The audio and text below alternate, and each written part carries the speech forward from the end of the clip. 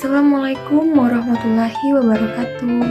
Halo teman-teman, bertemu lagi di channel YouTube saya. Di sini kita bakalan ngebahas bab yang keberapa ya? Oke, di sini kita bakal ngebahas bab yang ke-14 yaitu tentang Total Quality Management. Oke, di sini yuk kita bahas apa aja yang ada di pembahasan materi Total Quality Management. Cus, langsung aja kita lihat videonya. Lihat sampai akhir ya. Oke teman-teman, berikut adalah pembahasan materi atau pokok materi yang bakalan kita bahas di materi kali ini dengan mata kuliah pengelolaan pendidikan dosen pengampu Dr. Muhammad Kristiawan, Magister Pendidikan. Apa ya sih pembahasannya? Yuk kita lihat sama-sama. Yang pertama yang bakalan kita bahas yaitu konsep dasar Total Quality Management. Kedua, pemikiran-pemikiran Total Quality Management. Ketiga, implementasi Total Quality Management di lembaga pendidikan. Keempat, pilar Total Quality Management. Kelima, hambatan implementasi Total Quality Management di lembaga pendidikan. Keenam, filosofi baru. Yuk kita bahas satu-satu. Jangan lupa ya, ikuti videonya sampai akhir. Bye-bye. Oke teman-teman, pembahasan pertama yang bakalan kita bahas yaitu tentang konsep dasar Total Quality Management. Total Quality Management atau yang biasa disebut TQM merupakan suatu usaha keras yang membutuhkan kerjasama dari semua instansi pendidikan terkait perwujudan mutu dalam lembaga pendidikan atau sekolah. Pada awalnya, Total Quality Management atau yang disebut TQM berasal dari dunia bisnis dan diterapkan khusus pada dunia perusahaan saja. Tetapi seiring berjalannya waktu, Total Quality Management juga diterapkan dalam dunia pendidikan atau sekolah. Selanjutnya, pengertian Total Quality Management. Beberapa ahli mengungkapkan TQM Total Quality Management paling tidak terdapat 4 konsep dalam Total Quality Management, yaitu quality, kepuasan pelanggan, perbaikan secara terus-menerus dan menyeluruh di semua komponen organisasi. Gotts dan Davis mengemukakan bahwa Total Quality Management dapat ditinjau dari dua aspek, yaitu Total Quality Management didefinisikan sebagai suatu pendekatan dalam menjalankan usaha dengan memaksimalkan daya saing melalui penyempurnaan yang terus-menerus atau produk, jasa, manusia, proses, dan lingkungan organisasi. Kedua, menyangkut cara pencapaiannya dan berkaitan dengan lingkungan serta dengan 10 karakteristik yang terdiri atas 1. Berfokus pada pelanggan internal dan eksternal. 2. Beroperasi tinggi kualitas. Ketiga, menggunakan pendekatan ilmiah. Keempat, memiliki komitmen jangka panjang. Kelima, kerjasama tim. Keenam, menyempurnakan kualitas secara berkesinambungan. Ketujuh, menerapkan kebebasan yang terkendali. Kedelapan, memiliki kesatuan tujuan dan melibatkan pemberdayaan. C. Pemikiran-pemikiran Total Quality Management. 1. W. Edward Deming pada tahun 1990 sampai dengan 1993. Kedua, G. M. Juren 1904 sampai dengan 2008 dan Herman V. Weigenbund 1992. Selanjutnya Philip B.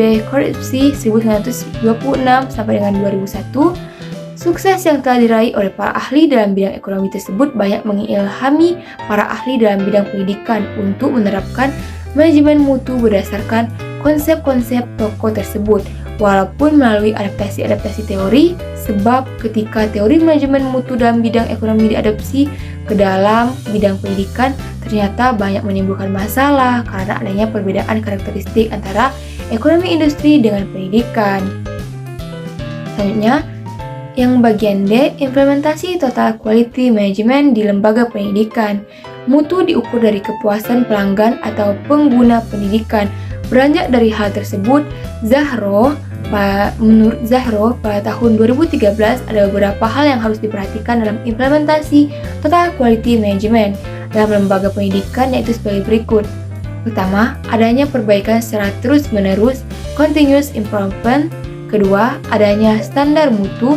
Ketiga, adanya perubahan budaya atau kultur, change of culture. 4, adanya perubahan organisasi. 5, adanya usaha untuk mempertahankan hubungan baik dengan pelanggan. Prosedur dalam mengimplementasikan total quality management pada dasarnya menempuh 3 tahapan, yaitu sebagai berikut. Yang pertama, persiapan. Tahapan persiapan adalah aktivitas utama dan pertama yang harus dilaksanakan. Kedua, pengembangan sistem. Ketiga, implementasi sistem. Itulah tadi materi kita yang terakhir. Kita lanjut ke materi berikutnya, yaitu tentang pilar total quality management. Menurut Craig and Crutchfield pada tahun 1962 mengemukakan bahwa terdapat 5 pilar penting dalam keberhasilan total quality management, yaitu organisasi, pemimpinan, komitmen, proses, dan produk. Dalam penjelasannya, menurut Craig 1998 menghubungkan antara pilar-pilar tersebut sebagai berikut. 1. Produk adalah titik sentral untuk tercapainya tujuan dan pencapaian organisasi. Mutu dalam produk tidak akan dihasilkan tanpa pengendalian mutu di dalam proses. Mutu di dalam proses tidak akan terjamin tanpa organisasi yang tepat dan efektif.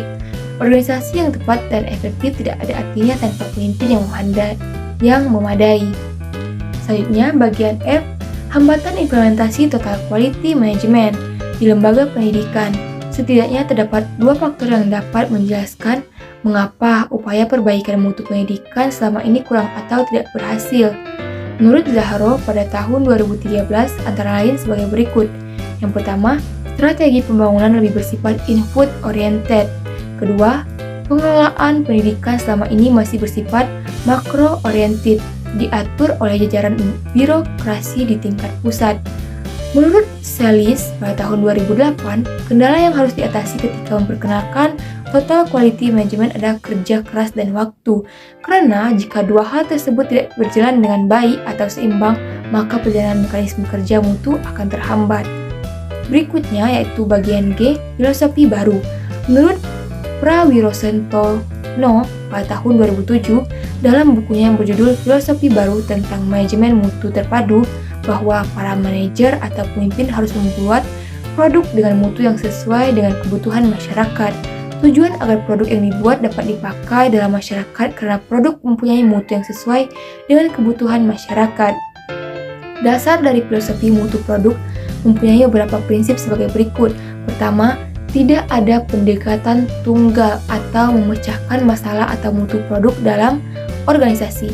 Kedua, produk bermutu prima hanya dihasilkan oleh organisasi yang mempunyai struktur organisasi yang baik, proses produksi yang andal, dan manajemen pembelian bahan baku yang juga sangat baik.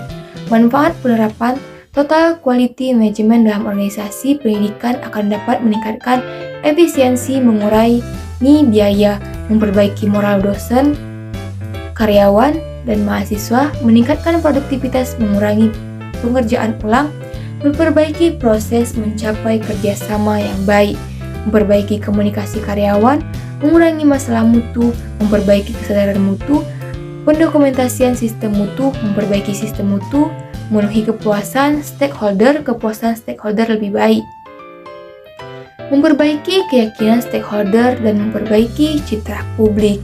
Itulah pembahasan kita yang terakhir, teman-teman. Oke teman-teman, itulah video kita terakhir pada kali ini, yaitu bab 14 yang membahas tentang total quality management. Oke teman-teman, itulah bab terakhir dari pembahasan mata kuliah pengelolaan pendidikan dengan dosen pengampu Dr. Muhammad Kristiawan, Magister Pendidikan. Oke teman-teman, semoga video saya dari bab 1 sampai bab 14 ini berguna dan bermanfaat bagi teman-teman sekalian, serta bisa menambah wawasan teman-teman. Oke teman-teman, saya ingatkan lagi, jangan lupa untuk cek link di bawah tentang evaluasi, sehingga teman-teman bisa mengevaluasi diri teman-teman pada bab-babnya masing-masing. Oke teman-teman, jangan lupa ya, isi link pertanyaannya di bawah. Sekian dari saya akhiri. Wassalamualaikum warahmatullahi wabarakatuh. Dadah.